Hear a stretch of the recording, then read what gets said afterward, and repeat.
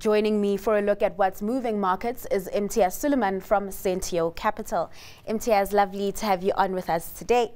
Now, it's been it's the first full week of trade for the last month of 2023. We did see stocks wrap up November on a very high note.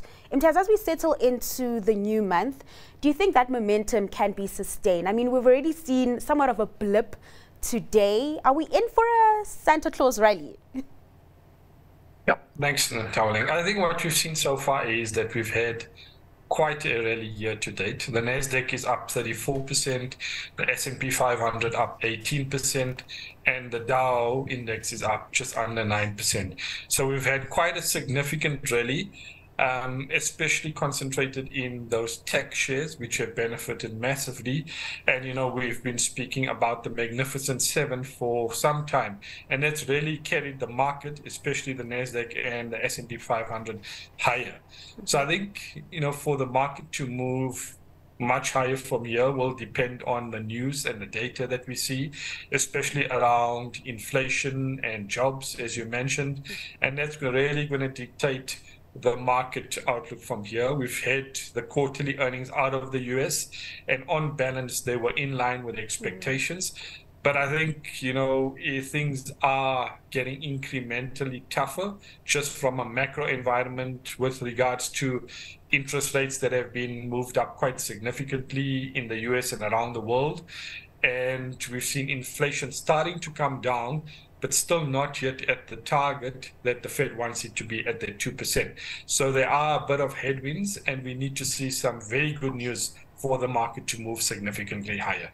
Definitely. Now, following Powell's comments that we saw last week, which was somewhat hawkish, focus has now shifted to that all-important U.S. non-farm payrolls report for further insight on how the U.S. labor market is performing. Imtiaz, we have been seeing somewhat of a slowdown or an easing in that market. Is this just proof that those high interest rates are starting to kind of seep through to the ground?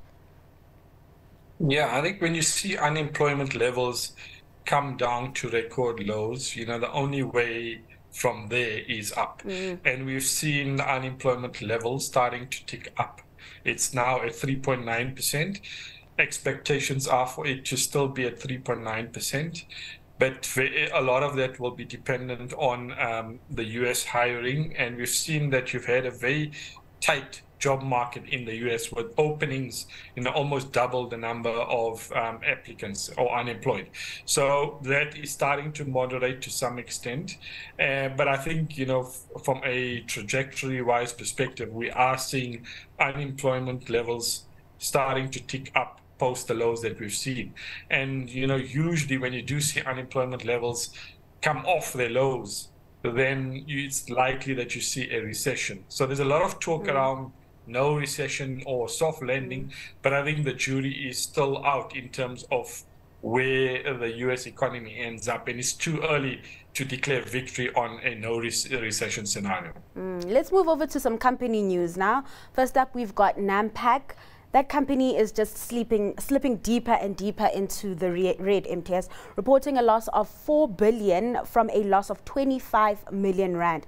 This comes as the packaging group battles with those foreign exchange losses as well as increased spending. Imtiaz, with Naac in the middle of its turnaround strategy, do you think there's light at the end of the tunnel for this counter? Yeah, it's been a very difficult time for Naac, and the jurisdiction that they're operating in, you know, South Africa as well as Nigeria, has been difficult. Nigeria has been suffering with massive amounts of forex liquidity issues, and we've seen the same thing at MTN, which has a large Nigerian operation, as well as MultiChoice. So not unique to Naac, but just in terms of the liquidity issues, we know there's massive pressure in terms of the Naira that has been devalued quite significantly over the last 6 months, and you still haven't seen an improvement in liquidity. So although the company, you know, is operating better in terms of their procurement, they procure in dollars, and their costs are starting to increase quite materially. So they did a rights issue, raised R1 billion, but they spent 1.2 billion rand in interest costs. So we've seen the impact of high interest costs come through, and a tough economic environment also impacting them. So I think, you know, it is tough for them. And whilst all of this has been happening, their competitors have effectively been taking market share for them. So it's been a perfect storm for Nampak. On the other end, Alex Forbes has recorded stellar numbers, double-digit growth on the top and the bottom line. What have you made of these numbers? And can you just share some of your thoughts or sentiments on the progression of its strategy, where we see it getting rid of its insurance businesses for a more retail advisory kind of business? Yeah, so I think this sort of rejigging of the portfolio was started a few years back, and we're seeing that come through in terms of focusing on consulting, investments and advice, as well as growing the advisor force. They're looking to grow that advisor force from 200 advisors to 400 over the next few years, and that will add towards their capacity in terms of advice. We saw the AUM, which is the assets under management, grow by just under 11%. And that's been on the back of better market growth. And they earn fees on a higher asset level, which is beneficial for them from an overall perspective. So they're a company that generates a lot of cash. They pay out a lot of that cash to investors in the form of dividends and special dividends from time to time. And we're seeing that come through. So revenue grew, operating profit was also up. And, you know, on the back of higher markets, you've seen fee income also higher. So overall, a decent result from Alexander Forbes.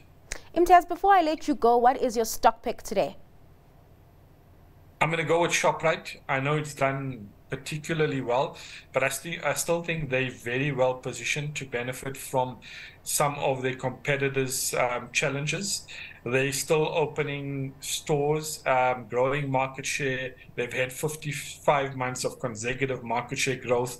Volumes are positive, and they've got an ecosystem in terms of their financial services offering, the online business, which is Checker 6060, and the stores, which are also doing very well. So I think overall, the company has exited out of most of the African operations, focusing on South Africa and doing very well in terms of the South African base that it operates in.